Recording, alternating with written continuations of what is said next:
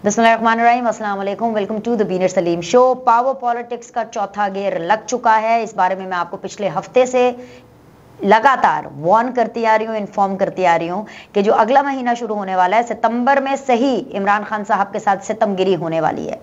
और सिर्फ इमरान खान के साथ नहीं बल्कि पाकिस्तान की आवाम के साथ भी सितमगिरी होने वाली है और सितंबर का आगाज हो चुका है। आज 1 सितंबर है। आज के दिन क्या क्या कुछ हुआ, क्या क्या सितम ढाए गए, किस किस पर ढाए गए, ये सब मैं आपको इस वीडियो में बताने वाली हूँ। इसके अलावा हम इस वीडियो के अंदर ये भी बात करेंगे कि इमरान खान साहब की मुश्किलात की हैट्रिक हुई है। ये कैसे है, क्यों कह रही हूँ, कौन सी ऐसी 3 बड़ी आफतें हैं जो कि इमरान खान पर आ गिरी हैं, इस बारे में भी हम बात करेंगे। Last but never the least of course, truck काम नहीं आए हैं। ये कौन से ट्रक हैं जो काम नहीं आए हैं, ये हम आपको बताएंगे। और साथ ही साथ किसी और को तब्दीली का मजा आया हो या ना आया हो, किसी और के कड़ाके निकले हों या ना निकले हों, परवेज इलाही साहब के कड़ाके निकल चुके हैं। उनको तब्दीली का मजा भी आया है और उनके कड़ाके भी निकल गए। ये क्या तफसीलात है मैं सब कुछ आपको बताऊंगी, लेकिन सबसे पहले बात हमारी सितमगिरी की, वो सितमगिरी जो हम पर ढाई गई है, और वो ये है कि पेट्रोल बम गिरा दिया गया है। जी हाँ, हम सब पर पेट्रोल बम गिरा है। आज यकुम है और आज के दिन से मजीद 15 रुपये पेट्रोल की कीमत में इजाफा किया गया है। पेट्रोल महंगा मतलब सब कुछ महंगा। पेट्रोल महंगा मतलब खाने पीने की चीज़ें महंगी। पेट्रोल महंगा मतलब कि बिजली महंगी। पेट्रोल महंगा तो गर्ज ये कि पीने का पानी भी महंगा। हर चीज़ महंगी हो गई है। और इससे एक और चीज़ भी पता चलती है जो कि 1 सितंबर को ही चीख चीख कर सबको बता रही है कि जिस तरह प्रोजेक्ट इमरान खान फ्लॉप हुआ था, उसी तरह निगरान हुकूमत भी फुसकी बॉम्ब निकली।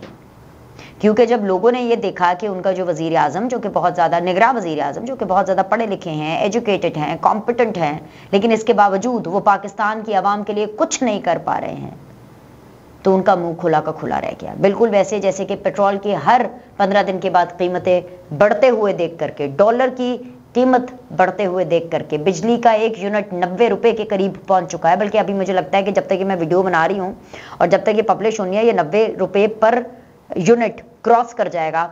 अगर ये हालात होंगे बिजली के यूनिट के, तो अवाम कहाँ जाएगी। तो ये थी बात अवाम की सितमगिरी की।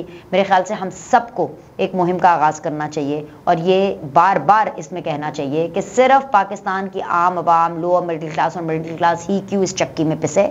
पाकिस्तान की वो जो एक मुट्ठी भर अशराफिया है, उसके लिए हम लोग क्यों पे करें, वो हमारे लिए क्यों नहीं पे करते, वो हमारे लिए क्यों नहीं कुर्बानी देते। तो ये बात मैं लगातार अपनी हर वीडियो में करती रहूंगी जब तक महंगाई का तूफान नहीं थमेगा। एटलीस्ट ये मेरी ड्यूटी है जो कि मैं निभाऊंगी इस प्लेटफॉर्म के जरिए। अब आ जाए जी इमरान खान साहब की सितमगिरी पर कि उनके ऊपर क्या सितम ढाए गए हैं। सबसे पहले तो मैं आपको हाल बता दूं कि इमरान खान साहब का हाल जेल में क्या है। अभी लगभग 20 दिन से ज़्यादा हो गए इमरान खान साहब को जेल में रह गए। और इमरान खान साहब, सुनने में तो यही आ रहा है कि जी बड़ी उन्होंने कोई किताबें पढ़नी है, बड़ी उन्होंने कोई PhD कर ली हैं, मतलब किताबों पे किताबें धराधर पढ़ते जा रहे हैं। पहले इस्लामिक हिस्ट्री की किताबें पढ़ी हैं, अब पता चल रहा है कि जी कुछ पॉलिटिक्स के ऊपर भी किताबें पढ़ रहे हैं। पता नहीं पढ़ते हैं कि नहीं पढ़ते। अगर पढ़ रहे होते तो ऑफकोर्स उनमें कुछ ना कुछ तब्दीली आई होती, लेकिन तब्दीली उनमें कोई नहीं आई है। उल्टा वो ये कह रहे हैं कि जी वो जेल के माहौल के साथ जो है वो एडजस्ट हो रहे हैं। और एडजस्टमेंट उनकी ऐसी है कि वो किसी को बता नहीं रहे हैं सिवाय अपने वकीलों के। उनकी जो अभी रिसेंटली अपने वकील से मुलाकात हुई है, उस मुलाकात के अंदर जो वकील ने बाहर आके अहवाल बताया है, वो अहवाल कुछ ये है कि इमरान खान साहब फ्रस्ट्रेशन और डिप्रेशन का शिकार हो गए। उनके वकील ने लफ्ज़ इस्तेमाल नहीं किए, लेकिन जो पूरी कहानी उनके वकील ने आकर के बताई है आगे रिपोर्टर्स को, मीडिया को, जो कोट की है, वो कहानी मैं आपके सामने रख देती हूँ। तो आप खुद ही बताइएगा कि जाहिर सी बात है अगर वो मैं कहानी सुनाने लगूँ तो 1-2 घंटे का वीलॉग हो जाएगा। लुब्बे लुबाब मैंने आपको उसका बता दिया कि इमरान खान सख्त डिप्रेशन में है, इमरान खान सख्त फ्रस्ट्रेशन में है। इस हद तक डिप्रेशन में है, इस हद तक फ्रस्ट्रेटेड हैं कि उन्होंने जो चीफ जस्टिस ऑफ पाकिस्तान है, बल्कि जो सुप्रीम कोर्ट है, उन्हीं को ही लान तान करना शुरू कर दिया। मतलब इमरान खान साहब तो हर एक की ऐसी तैसी करने के माहिर हैं, चाहे वो उनके पॉलिटिकल हरीफ हों, उनके नाम रख देते थे, उनकी ऐसी तैसी कर देते थे। चले हमने कहा कि इनका यही तरीका है, इनका यही लेवल है, कर दिया। फिर इस्टेब्लिशमेंट के साथ 36 का आंकड़ा बनाकर बैठे। ना सिर्फ 36 का आंकड़ा उन्होंने फौज के साथ बनाया, बल्कि फौजियों के नाम ले लेकर उनके नाम भी रखे और उनकी लान तान भी की, उनके ऊपर प्रेशर बनाने की कोशिश की। यहाँ तक कि उन्होंने तो आर्मी चीफ तक को नहीं छोड़ा। चलें जी, वो भी समझ में आ गया। अब इस्टेब्लिशमेंट के बाद, सियासतदानों के बाद, उन्होंने अपनी जो बैसाखी, जिसके ऊपर उन्होंने अपने आखिरी दौर में जेल जाने से पहले जो सियासत की थी, वो अदलिया थी।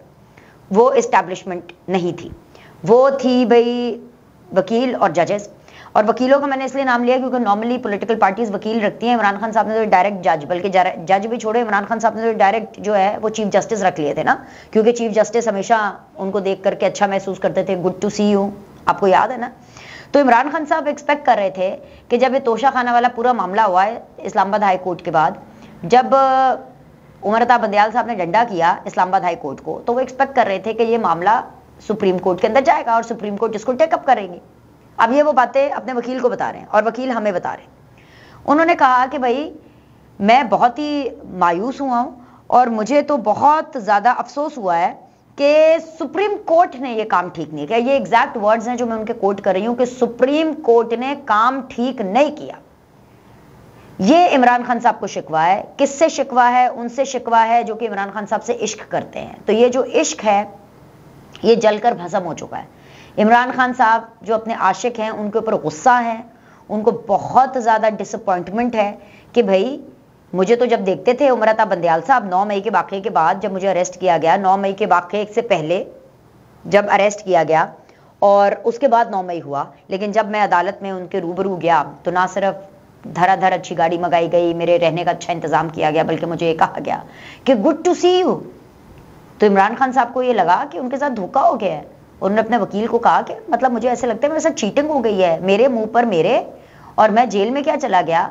इन्होंने तो काम ही ठीक नहीं किया। इन्होंने इस्लामाबाद हाई कोर्ट, ये जो तोशा खाना वाला जो पूरा मामला है, इन्होंने मुझे जेल से निकालने के लिए कुछ किया ही नहीं है। तो इमरान खान साहब जो हैं अकेले रह रह के, because you know he is a people's man, वो अकेले बंद कमरे में भी रह के भाषण देते रहते थे, व्लॉगिंग करते रहते थे। अब वो कुछ भी नहीं कर पा रहे। मुलाकातें भी गिनती की होती हैं, लिमिटेड लोगों से होती हैं, टाइमली मुलाकातें होती है, 40-45 मिनट से ज़्यादा का वक्त नहीं मिलता उनको मुलाकात करने का। उनके तमाम शशके जितने चाहे मर्जी पूरे हों, किताबें मिल जाए, मर्जी की डाइट मिल जाए, लेकिन इमरान खान साहब उदास हैं, डिप्रेस्ड हैं, फ्रस्ट्रेटेड हैं इस हद तक कि वो अब जो आखिरी उनका एक सहारा था जुडिशरी का, अदलिया का, उससे भी नाराश हो चुके हैं।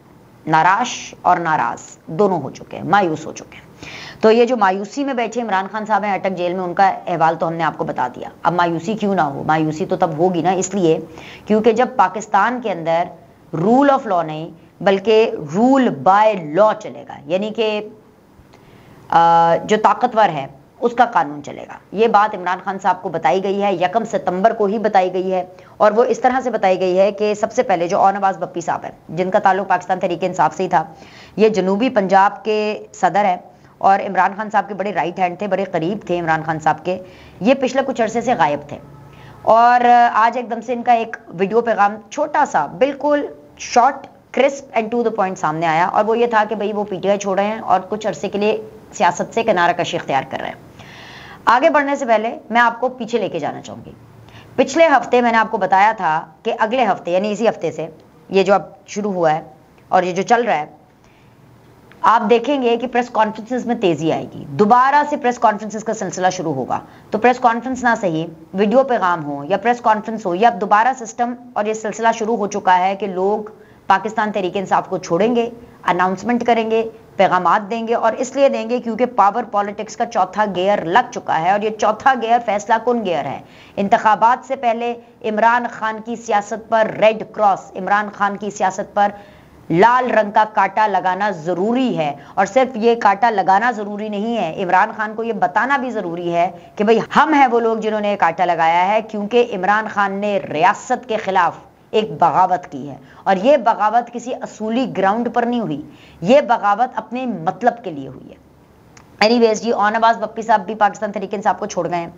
उस्मान बुज़दार साहब को नैब ढूंढ रही है। अब तक नैब ने 17 दफ़ा उस्मान बुज़दार साहब को बुलाया है और उस्मान बुज़दार साहब नहीं गए हैं। अब उनको अरेस्ट करने की तैयारी शुरू हो चुकी है। और तैयारी का क्या मतलब है कि उस्मान बुज़दार साहब को पता चल गया कि उनको अरेस्ट होना है, तो वो अपनी आबाई इलाके में मौजूद नहीं है, किसी के ऐसे घर में या ऐसे पते पर मौजूद नहीं है जिसका पता नैब या रियासत के पास हो। लेकिन आपको पता है कि रियासत के पास और भी बड़े तरीके होते हैं पता लगाने के, और उस्मान बुज़दार की जो काम पे हैं वो टांग रही हैं। और उस्मान बुज़दार ने ये पैगाम पहुंचाया है कि भाई अगर किसी तरह मुझे अरेस्ट ना किया जाए और मैं बदले में वादा माफ गवाह बन जाऊं, किसके खिलाफ? बुशरा बीबी यानी पिंकी पियरनी and of course Imran Khan साहब के खिलाफ, तो कोई मिलॉर्ड रियायत हो सकती है। तो अब आने वाले दिनों में, मैं आपको खबर दे रही हूं, आने वाले चंद दिनों में, और ये जो चंद दिन है ये चंद घंटों पर मुहित होंगे, आप देखेंगे कि उस्मान बुज़दार पिंकी पीरनी और इमरान खान के खिलाफ वादा माफ गवाह बनेंगे। और जिस दिन वो दिन आएगा उस दिन इमरान खान साहब का डिप्रेशन और बढ़ जाएगा। ये मामला भी इमरान खान साहब को जेल में पहुंचाए तो हो गई ना परेशानियों की हैट्रिक। बप्पी भी छोड़ गए, उस्मान बुज़दार जिसके लिए उन्होंने अपनी हुकूमत गवा दी, जिसके लिए उन्होंने एस्टैब्लिशमेंट से लड़ाई लड़ ली, जिसके लिए उन्होंने पता नहीं क्या क्या कुछ कर लिया, वो अगर उस्मान बुज़दार भी वादा माफ गवाह बन गए और उन्होंने पूरी का पूरा जो सियासी बिस्तरा है इमरान खान साहब और पिंकी पीरनी का वो गोल कर दिया, तो आप सोचें ये डिप्रेशन वाली बात तो है। अच्छे खासे आदमी को डिप्रेशन हो सकता है। तो वो शख्स जिसका नाम इमरान खान है, जो ऑलरेडी मेंटली थोड़े से हिले हुए हैं, मेंटली थोड़े से खुद पसंद थे, थोड़े से तो खैर नहीं, खैर बहुत ज़्यादा ही खुद पसंद थे, और मेंटली अपने आप को बस सब समझते थे कि जी मैं हूँ, बकौल परवेज़ खट्टक साहब के, जिसने रहना पार्टी में रहे, जिसने नहीं रहना जाए भाई, मेरे साथ जो है वो डंडा पीर है और बस डंडा पीर सलामत रहे। और डंडा पीर क्या है भाई, ऑफकोर्स उनके साथ फौज थी उस टाइम पे, जनरल बाजवा थे, और वो किसी को अपने खातिर में नहीं लेते थे। लेकिन अब बात बदल चुकी है। एक और चीज़ जो आज ही के दिन हुई, जो इमरान खान साहब के लिए एक बहुत वाज़ेह पैगाम है, वो ये है कि परवेज़ इलाही साहब को एक दफ़ा फिर से अरेस्ट किया गया है। ना सिर्फ उनको अरेस्ट किया गया है बल्कि परवेज़ इलाही साहब को हेलीकॉप्टर के ज़रिए इस्लामाबाद भी पहुँचाया गया है।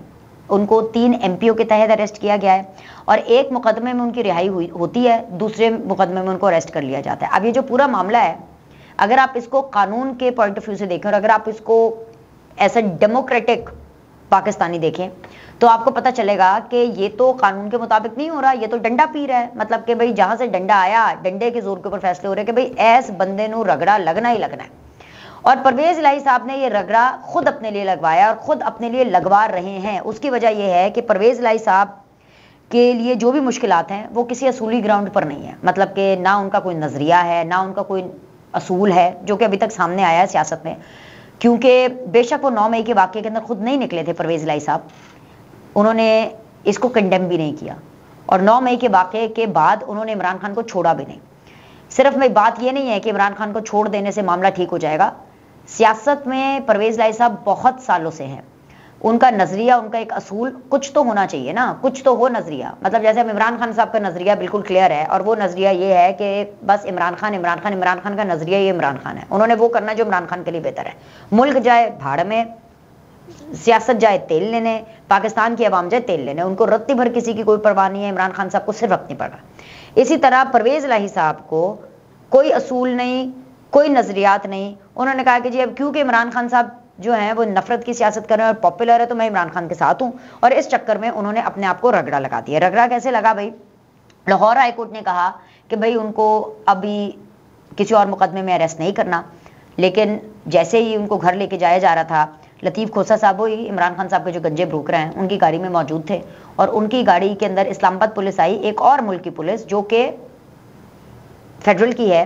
और पंजाब के अंदर जो पंजाब पुलिस है, उन्होंने तो आपको बता दिया, पंजाब निगरान हुकूमत ने जो है ये साबित कर दिया कि उन्होंने 9 मई के वाक़यात के से रिलेटेड वो लोग जो कि सिर्फ उसमें शामिल ही नहीं है, बल्कि वो लोग जो कि इसको सपोर्ट भी करें, जैसे सिंबॉलिकली। अब देखें ना, परवेज़ इलाही ने खुद जाकर तो GH के ऊपर हमला नहीं किया ना, लेकिन परवेज़ इलाही ने अभी तक अपना जो स्टांस है वो इमरान खान के साथ रखा, उन इमरान खान के साथ जिन्होंने 9 मई के वाक़यात की पूरी प्लानिंग की।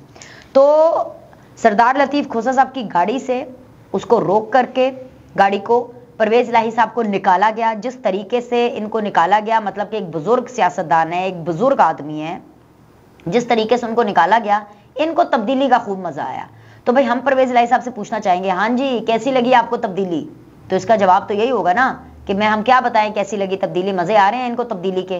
जो तब्दीली सरकार के पीछे जो है ये माथे टेक रहे थे, इनको पता चल गया है कि भाई तब्दीली जाए तेल लेने, तब्दीली जाए भाड़ में, सब लोगों का एक ही पीर है और वो है डंडा पीर। जब डंडा आता है ना सर पर, और जब ये डंडा हो कि 9 मई के वाक़यात के अंदर मुलव्वस हर शख्स को, चाहे वो इमोशनली मुलव्वस हो, चाहे वो फिजिकली मुलव्वस हो, नहीं छोड़ा जाएगा, तो मतलब नहीं छोड़ा जाएगा। अगर परवेज़ इलाही के साथ ये हो रहा है, तो आप ये सोचिए कि इमरान खान साहब के साथ 9 मई के वाक़यात के नतीजे में जो मुकदमात बने हैं तो क्या होगा। मेरे ख्याल से अक्लमंद के लिए इशारा ही काफ़ी है।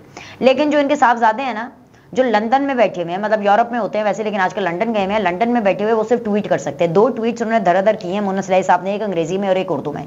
ये ट्वीट साथ में चल भी रही हैं। लंदन से बैठ करके ट्वीट कर सकते हैं, लेकिन पाकिस्तान आकर के अपने बाप की मदद नहीं करेंगे, पाकिस्तान आकर के अपने बाप के हिस्से की सजा नहीं काटेंगे, पाकिस्तान आकर के ये एक्सेप्ट नहीं करेंगे कि भाईजान ये मेरा बाप नहीं, ये मैं हूं जिसने कहा था कि जी मेरा लीडर इमरान खान है, ये मेरी बल्ली, ये मेरी वजह से खमियाजा जो है मेरे वालिद साहब भुगत रहे हैं। बिल्कुल वैसे जैसे इमरान खान 9 मई के वाकयात की बल्ली दूसरे लोगों पर डाल रहे हैं कि जी मेरे कारकुनान ने खुद कर दिया, मेरी लोअर लीडरशिप ने खुद कर दिया, हालांकि एक एक प्लानिंग इमरान खान ने खुद की। उसी तरह जो मोना सलाई हैं उनका ये फैसला कि जी परवेज इलाही साहब ने किस साइड पे रहना है, खानदान टूटा, सियासत बिखरी, सब कुछ हुआ, लेकिन परवेज इलाही साहब जो है वो इतनी मुश्किलात में है, लेकिन मोना सलाई इसकी बल्ली नहीं ले रहे, इसकी रिस्पॉन्सिबिलिटी नहीं ले रहे। उल्टा मैं आपको एक एक्सक्लूसिव खबर दे रही हूं, और ये खबर इसीलिए मैंने सबसे आखिर पर रखी थी कि मोना सलाई जो कि लंदन में मौजूद हैं, गुज़श्ता दिनों में उन्होंने लंदन में लाहौर हाई कोर्ट के जज से मुलाकात की। जी हाँ, ये वही जजेस हैं, हो सकते हैं ये वही जजेस जिन्होंने शायद ये रिलीफ दिया हो या रिलीफ देने की कोशिश की हो कि हाँ जी चलें जी परवेज इलाही साहब को अब आपने किसी और मुकदमे में गिरफ्तार नहीं करना। लेकिन क्या कहते हैं, ट्रक काम नहीं आया। ट्रक क्यों नहीं काम आया? वो इसलिए क्योंकि अब सहूलतकारी को ख़त्म करना है। पहले उन लोगों की मंजी ठुकनी थी जिन्होंने सहूलतकारी के पूरे मज़े लिए, अब बात सहूलतकारों तक भी पहुंच गई। तो लिहाजा जो मुलाकात मोना सलाई साहब ने लाहौर हाई कोर्ट के कुछ जजेस से लंदन में की, वो मुलाकात रंग नहीं लाई। इसीलिए मोना सलाई साहब ट्वीट कर रहे हैं कि भाई लाहौर हाई कोर्ट के फैसले को हवा में उड़ा दिया गया है, पुलिस ने फैसले को हवा में उड़ा दिया।